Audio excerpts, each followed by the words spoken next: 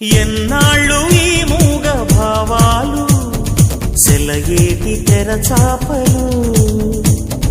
నాలోని మౌన గీతాలు నెమలెమ్మ కనుపాపలు కుడి ఎడమల కుదిరిన కళ ఎదకెదురాయే ఉలి తగిలిన శిల మనసున సొద మొదలాయే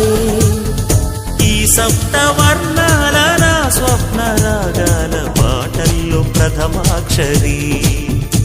ఇది ప్రాణాల పంచాక్షరి